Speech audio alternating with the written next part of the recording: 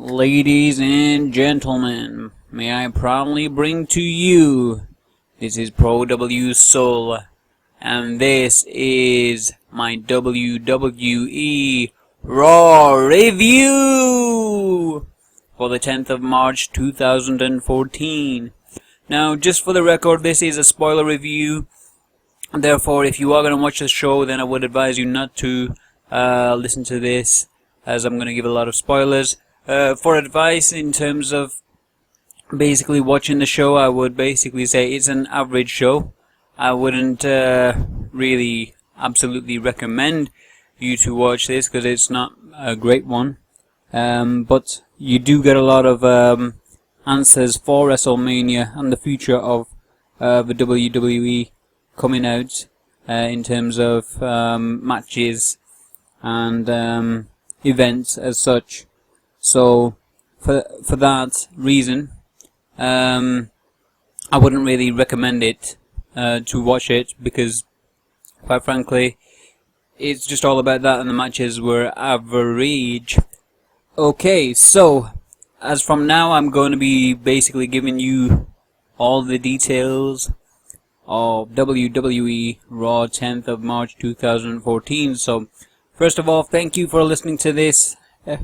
Thank you for listening to this, everybody, and thank you for the support, and thank you again. Okay, so first thing first is dun dun dun dun.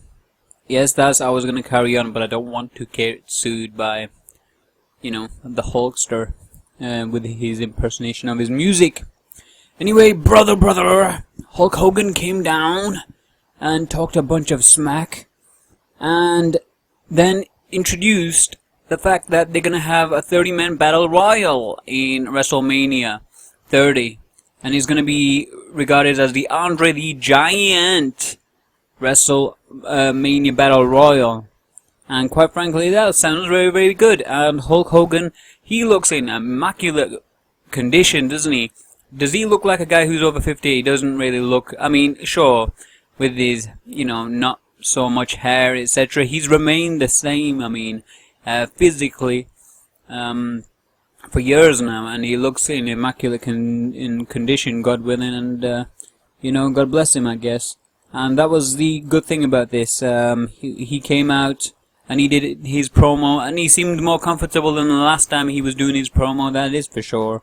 And he talked about him having his jacked up match with the Ultimate Warrior, against a jacked up Ultimate Warrior, which was cool. And then he went on about some other guy I can't remember on the top of my head, but then he went on to his favorite match of all, which was Andre the Giant, and then introduced this 30-man battle royal, and I think it's perfect. I think we need some fresh ideas for WrestleMania.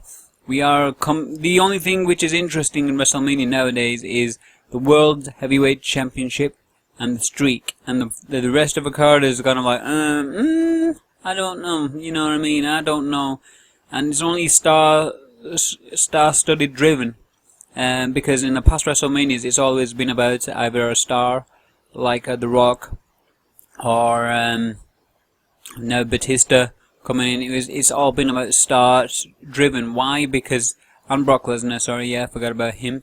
And the reason it is been about them guys is because the talent has not been performing. Well, I wouldn't say the talent. I would say the company has not been pushing the younger guys to become big superstars, and I think that's where it's gone wrong.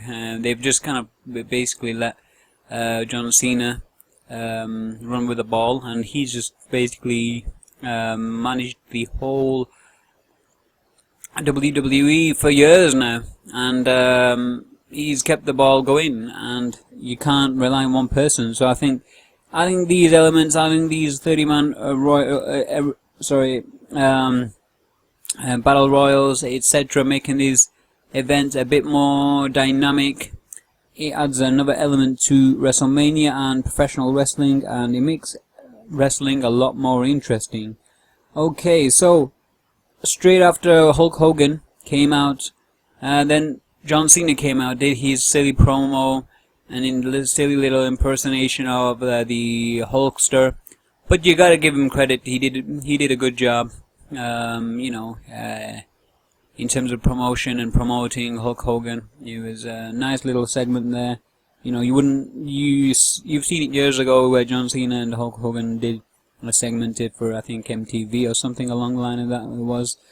But right now it's a different time, a different era, and they're on the cusp of the next generation as such. So it kind of seemed like a very, very good moment, and they both are kind of like in the same. They're mirror images of the same person, in my opinion, it seems to me. And John Cena basically did his little impersonation and said he's going to be he's going to be the first entry of a battle royal. And well, that was it. And then suddenly Wyatt came out and did the little promo. Well, it was Bray Wyatt, as usual, talked his smack and said that you're all liars, you're all fakers, you're basically giving hope to a lot of people, and you think that your legacy is most important, but you're killing everybody. And your legacy is gonna die, John, because that's exactly what I'm gonna do. And he basically, John Cena then made fun of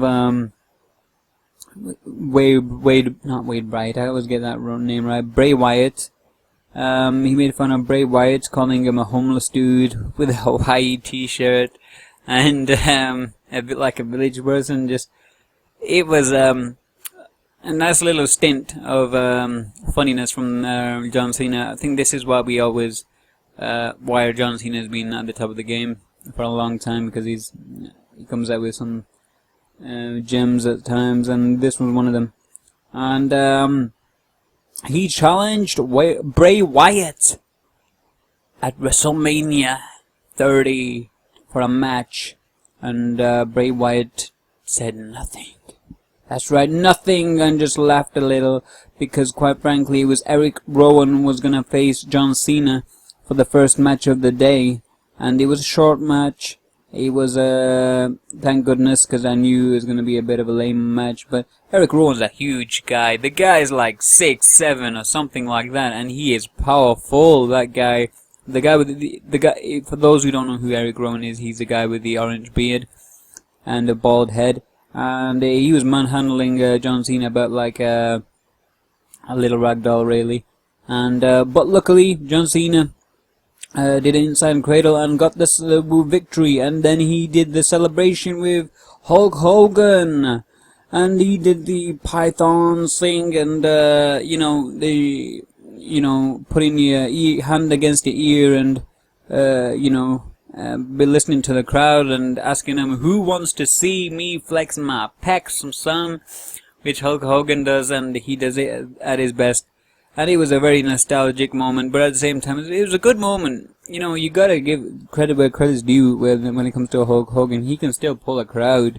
The guy has definitely got the, fans at the palm of his hands. He can very, very much do so. And you can't help but, enjoy them little segments. And it was good. He was very, very good, and so he gave him the open challenge, and that was the end of it. What I do find a bit, bemusing a bit, is that what are they doing with the Ultimate Warrior? What are they doing with the actual Hall of Famers, the class of 2014? Are they going to do anything? It doesn't look like it, unfortunately. That's the only unfortunate thing. But then again, them guys have not been allegedly working well with the WWE in the past, so maybe that was a reason why. The fact that they've not given the Ultimate Warrior any opportunity to promote himself, his brand, or anything like that, it kind of seems a bit lame for my liking. However, what can you do? This is the WWE, and it's the next generation. Hopefully, in WrestleMania, they do give him a whole Ultimate Warrior, a whole section, and Jake the Snake as well, and all the others, good segments for WrestleMania, so that they can basically solidify their legacy and remove the sour taste which has happened from the past, and that would be good to see, because you know, Hulk Hogan just keeps hogging the spotlight. I mean, no offense to him. I mean, you know, if someone gives someone an opportunity, is Hulk Hogan going to take it? Why shouldn't he take it? You know, I'm not blaming Hulk Hogan at all. You know, fair play to him. If you know, that's good for him. But at the same time, I do feel as though they need to give the Ultimate Warrior an opportunity, and so Jake the Snake and Lita. They need to help them promote them guys so that they could come back maybe for one, two segments a year as well. You know, they can do that. And that would be good to see. And then we had Prowsul versus the Usos. Now, Ryback did his little promo saying that he's going to be in the Battle Royal, and it was so damn morbid and awful. His promos are just so damn monotone. It's kind of like watching a robot talk on the mic, and it sounds awful. It really does. He is so awful on the mic nowadays lately that you cannot believe it. But anyway, Prowsul and Wwe in the Usos, the champions. The Usos, I have to say, they look wonderful. Now the fact that they are the tag champions, and it looks great. The fact that they've got a rival as the Outlaws. The Outlaws didn't have their tag team match on on Tuesday night's main event on Superstars of Wrestling, I mean, and so because they were allegedly injured, so they're gonna have their rematch. Who knows? Hopefully they have it at WrestleMania. That'll be good to see. And well, the Usos won that match. It was a good little match. Usos are brilliant when it comes to athletic ability. They just drive it crazy. They push the crowd to the limit, you know.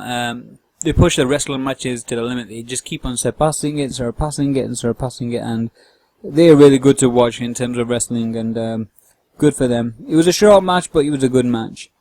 And then after that, Kane basically challenged the Shield.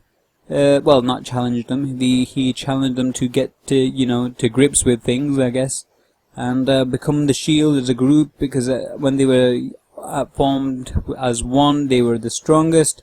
And the Shield said, yes, we are together, so don't worry about it, because the Shield, we're gonna face the Rhodes Brothers later on. Anyway, the next match of the day was Big E versus Jack Swagger. Thank goodness it didn't last long. It was a decent match. The only thing is that Zeb told Cesaro to interfere in Zeb Coulter, that is, interfere in the match when he needed to. Cesaro laughs and says, no, I'm not gonna do that. And then Swagger turns around and says, hey man, what you doing? You're supposed to intervene and such. And Big E then did it inside cradle and got the victory. 1, 2, 3, and that was the end of the match. And then Swagger and Cesaro were going face to face, and they were gonna hit it off and start to fight, obviously. And then Zeb got annoyed and he said, I'm not doing this, man. I'm not doing this. I'm tired of this. You gotta shake his hand. Shake his hand, Swagger. Swagger, put your hand out right now. And Cesaro put his hand out already, and then when they were shaking hands, Cesaro was squashing Swagger's hand. Oh my gosh, that Cesaro is a strong dude, man. Cesaro is a physically strong dude. Like I said, he should be doing MMA, forget professional wrestling. But then again, whatever his love is, go for it. Anyway, the next segment was The Undertaker. An Undertaker came out to address something, and this was quite weird, because I thought, he normally doesn't talk, and well, you're right, he didn't talk, because Paul Heyman came out straight after and then bigged up The Undertaker, saying that no one has ever done what The Undertaker has done by beating 21 wrestlers in 21 in basically over the years of WrestleMania. No one's been that dominant. Stone Cold, in fact, has had 4 WrestleManias with a victory, and then couldn't get past that. John Cena got to 4 WrestleManias and couldn't surpass that. Hulk Hogan got to 3 WrestleManias and couldn't surpass that. So that just says a lot. That big man at the top, they couldn't do it. And quite frankly, this is what Paul Heyman is out here to do, because Paul Heyman doesn't want The Undertaker to lose. Therefore, he wants The Undertaker not to take this match against Brock Lesnar. And Undertaker replied in the fashion that he always does, by saying that fear of the unknown is the greatest of them all. Fear of the unknown is the greatest fear of all. Implying that, it's really scary, obviously, the fear of unknown, of whether he's going to win or whether he's going to lose, and this is the reason why he is going to fight. Ooh, that was a good little promo, that was a really good little promo. That was a good little saying there, and it made you think, yeah man, this is going to be good. But the thing is, I really can't see Brock Lesnar beating him. I mean, yeah, they've also said that Brock's... Michael Cole and them were saying that Undertaker attacked... Brock Lesnar said that Undertaker attacked him because he was scared and he wanted to intimidate Brock Lesnar, but Brock Lesnar's not going to be intimidated as such. But the bottom line is they're trying to make out that, this match is going to be an awesome match, and it will be an awesome match, but we all know that the streak is never going to get beaten, because quite frankly, Brock Lesnar is not here for every day. He may even go back to MMA. So, for that reason, I feel as though, this match, it's not that good. But, the good thing about this match is, at WrestleMania, is they're gonna be practicing this match prior to the actual main event quite a few times, Brock Lesnar and The Undertaker, some of which will be good to see. And when they do that, they will clearly make a good go of this. And, good luck to them, really. I can't wait for the match. It will be good to see, but obviously it's kind of like, I don't know, the ending. The Undertaker is going to win, and he's not going to lose, so they're trying to hype it up and trying to make people believe that Undertaker is going to lose, but come on, you can't pull the wall over our eyes. We're not ludicrous. Anyway, the Rhodes brothers faced the Shield, and it was a decent match, and as usual, now, I don't know why, suddenly out of nowhere now, Seth Rollins is showing a lot of athletic ability. He never did completely in the past, but now he's just doing like somersaults, backward somersaults, and all kinds of high flying action. It was a decent match. It didn't last long, and Seth Rollins got the victory by doing a head crusher with his foot, and crushed Cody Rhodes' head on... Well, he didn't crush it. He kicked his head on the floor and pushing it towards the actual canvas, and got the victory. And that was the end of the match. And the Shield are getting a lot of backing now. A lot of people are actually liking the Shield. Even me, I think they're very, very cool. It's a very cool idea. I do think that maybe after WrestleMania, it may be time for them to split up a bit. I think at present, it's too short to split them up right now. It's definitely not appropriate.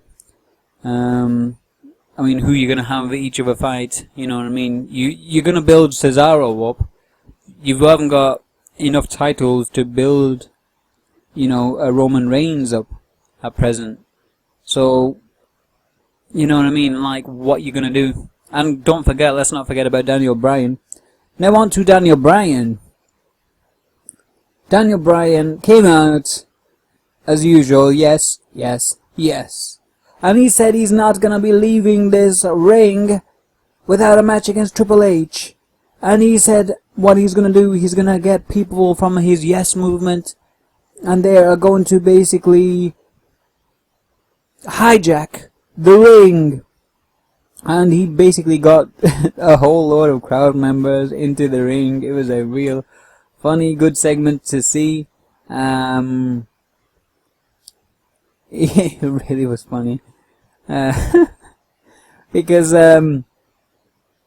you had what is it, Triple H coming out and saying that, you know what, get the security and remove the crowd out of the ring and carry on with the matches.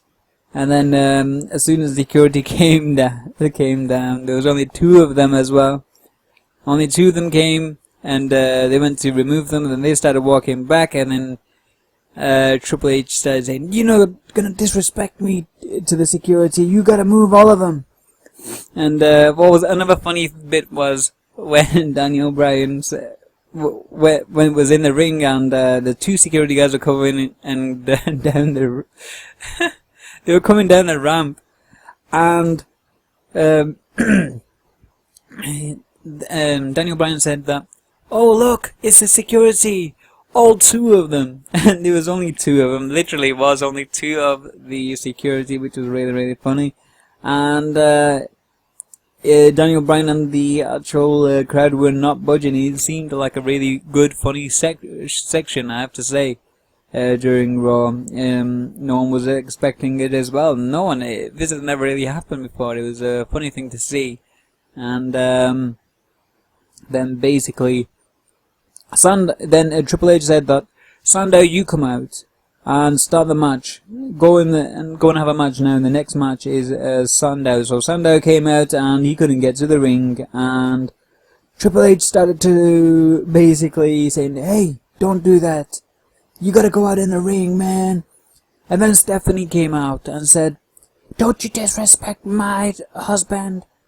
To Sandow, "Don't you disrespect." And Sandow was like, "Look, man, I can't go in the ring. They're all covered up with all different people." And then Triple H said, eventually had to give in to the demands of Daniel Bryan, and said that, "You know what, Daniel Bryan, I used to like you. I was doing you a favor. Because, quite frankly, the moment you're gonna be at the top, you're not gonna be at the top, because you're gonna be coming crashing down. And this is what I was trying to save you from. These people will turn on you."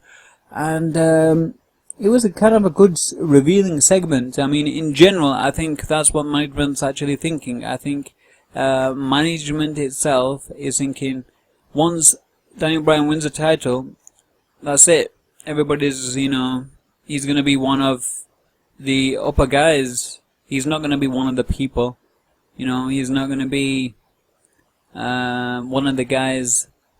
He's going to be a big guy at the top. So everybody's going to start hating on him. But the thing is, with Daniel Bryan, he's so over right now. I think it's the appropriate time for him to be champion. And sure, if he may lose it in the future, so what? But the bottom line is, give him the championship title now. We're all sick of it now. This whole victimization of Daniel Bryan, it was going on and on and on. It's been over a year, I feel. I don't know, it feels like it's been over than a year to me. And quite frankly, we're just sick of his storyline. So I think he's so over now.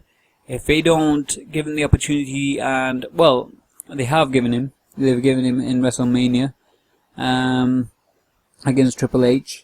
If he beats Triple H as well, he gets to be in the main event for the World Heavyweight Championship. And this is a good opportunity for Daniel Bryan. Will he do it? Who knows? I personally think Triple H and them are not going to give him the title. I think he'll beat Triple H, but when it comes to the main event, I think Batista or Randy Orton will win that, and it will be perfect for them in that respect. So, overall, I think in general, they still can milk it a bit. I think if they not at WrestleMania, make him win. If they do make him win the world title in WrestleMania, that will be awesome. That will be brilliant. That'll be the icing on the cake. That will be like a fairy tale. The Cinderella story will be perfect. If they don't, it won't be too bad. But they should make him win the match against Triple H. If they don't do that, I think the crowd will just be fed up to the maximum. And if they mess it up with people interfering and destroying the matches, I don't know. They're gonna lose a lot of fans. They will lose a lot of fans if that happens. If they do interfere, like get Kane, or if they get the Shield or the Bray Wyatts or anybody else to interfere, they're gonna lose too much interest. We're all gonna be just sick to death. But hopefully, at least he'll beat Triple H. That's what I am hoping. Now, on to the next match of the evening. It was Sheamus versus Christian. Now, Christian has been pulling it out of the bag. His contract is coming up soon, and quite frankly, he feels desperate that he's not going to be re-signed. And quite frankly, just chill out, Christian. You've achieved everything that you could, anybody could achieve. You've been the world champion. You've been the world tag team champions. You've had matches which are in history. People can actually go, remember forever. It's one of them type of things. And for him to even worry about this and, get a bit over desperate, I think he should just chill out, really. And, it was Sheamus vs Christian in a street fight match. It was a Memphis street fight. So, which was interesting because they had, for some apparent reason, I don't know why, but they had a lot of guitars and drum kits. And during the match, wow, as usual, Christian just takes a beating as usual. So does Sheamus. Sheamus can take it. Christian basically got chucked to the steel steps and went over the steps. It looked very, very funny. And then basically Christian did a spinning DDT off the Titatron. Wow, that was a very risky move because he landed his back on the actual not the canvas. It was the actual floor itself. So he landed his back on there. And same with Sheamus as well. He landed his head on there. He could have hurt himself so badly, but you know what? They take a risk. And then out of nowhere, we had the kendo sticks, and we had the chairs, and the kendo sticks were smacking Sheamus on his back so many times. It went red. And basically, during the match, towards the end, Christian grabbed a hold of the actual drum kit and was gonna go and hit Sheamus on the head with it. However, out of nowhere, Sheamus comes and bro kicks him right through that and hits him in the head. And that was a really good ending. But it was a decent match. It wasn't a great match. I wouldn't say it was an awesome match, but it was. But I have to say though, they need to book Sheamus and Christian for WrestleMania. They can do a last man standing match. That will be decent to see, or a 2 out of 3 falls match. I don't think that will be good, but I think a ladder match will be good, or a TLC match, or a last man standing. A last man standing will be best for me. I think that'll be a good one to see. Next came on the agenda was Alexander Rusev, the Bulgarian guy, and he just came out with his manager, and she talked about a lot of mumbo jumbo, and no one knew what they were talking, and he said something as well in Bulgarian, and that was the end of it. That's it. That was the end. What the heck? That's what I'm thinking in my head. What the heck? This is what we call professional wrestling, isn't it? Anyway, next on the agenda, Bray Wyatt decided to cut a promo in the back, saying that you just can't let go. John Cena, you can't let go. That the fact that you know, basically, he was saying you can't let go of being one of the top guys in the industry. And he accepts a match at WrestleMania. So we have Bray Wyatt versus John Cena in the main event of the evening in WrestleMania. That will be good to see. That will be a good match to see, that one. And then we had the last match of the evening, which was The Big Show versus Daniel Bryan. No, it wasn't. Sorry, I got that wrong. It was The Big Show and Daniel Bryan versus Randy Orton and Batista. Now, this was an average match. It wasn't great, and they were just fighting each other. And Daniel Bryan got to fight both of the guys, Orton and Batista, and he was laying the law down very, very much so. I have to say, JBL is so hilarious. He came out saying that. He said he called Daniel Bryan's people who are with him in the ring and outside the ring, saying that they were they're a herd of goat lovers, and saying that people are booing Batista and calling him Bootista. It's just completely ludicrous. His name is Batista. People shouldn't do that. They're just completely ignorant, and it was just funny. It was just funny to see. Batista speared Orton Alpha through the match, and but that didn't stop him from. He didn't lose during that period. Randy Orton RKO'd The Big Show. Then Daniel Bryan and Orton were getting it on, and out of nowhere came the flying knee, which Daniel Bryan does, and he got the victory. 1, 2, 3. And that was the end of the match. And that was the end of the evening. Now, this event was it was a decent event. It wasn't amazing. But if you're a Daniel Bryan fan, and if you're a huge Daniel Bryan fan, you'll like this WWE Raw, because they had some moments for him winning over the Authority as such, and it was good to see for after a while. But in general, it was more of a show to say that we've got some matches coming up in WrestleMania. For one, which is Bray Wyatt versus John Cena. We've got as well, I'm trying to think, who else have we got? Well, we've got The Undertaker and Brock Lesnar going on. We've got the 30-man Battle Royal, which has at present John Cena, Ryback and Biggie in it as well. And we have obviously Hulk Hogan coming there, doing his spiel.